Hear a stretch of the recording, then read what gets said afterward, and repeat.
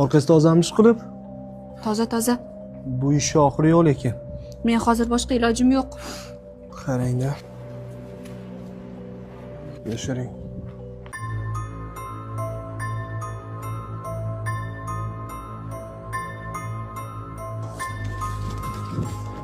To'xtang, sizni men o'zim meni orqamdan qo'llab kelyapsiz boydan beri. Kimsiz o'zi siz? O'qiman uni. NBQKB nima degani u? Naski va bakalga qarshi kurash bo'limi, tushundingmi? Sen bayram payti yigitlarni qasddan xo'rlash maqsadida naski olganing uchun jazolanasan, tushundingmi? Mana sizchi siz. Между прочим, bu yerda men umuman aybim yo'q. Men iPhone olganman. Ha, iPhone olgansan, olib borasan, yigiting xursand bo'lib ochadi, ichidan nima chiqadi? Naski chiqadi, to'g'rimi? Ushlama uni. Uzr aka, kechiring. Boshqa qaytarilmaydi. Xola, yoshingizni qarasangchi, bular-ku yosh, mayli, tushunsa bo'ladi. Katta xotin nimaga pochchaga ro'molcha oldingiz? Bolam bergan puliga yarasha oldimda. Ko'p pul bersa katta sovg'a olaman-da men ham. Ha, xola-ya.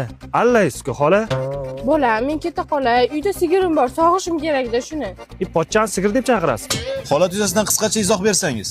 Fuqarolar, OMI, NZ, TZlar bayram munosabati bilan, ya'ni 14-yanvar kuni ko'chaga chiqib, eng arzon sovg'alar, bakal, naski, ro'molcha, bloknotlarni olib, e'tibor bo'lsa bo'ldi degan shior ostida g'arazli niyat bilan ko'chada ketishayotganda qo'lga oldik tezkor tadbirda ularni. Bunaqa ishlar takrorlanmasligi uchun xotin-qizlarga qanday maslahatlar berardingiz? Ayni bayram chog'larida xotin-qizlarimiz bakal, naski olmanglar. Eng qimmat sovg'alarni olinglar. Chunki 8-marta ham eng qimmatlari kelasizlarga. Tushundinglarmi? Hammaga jo'natib qo'yinglar.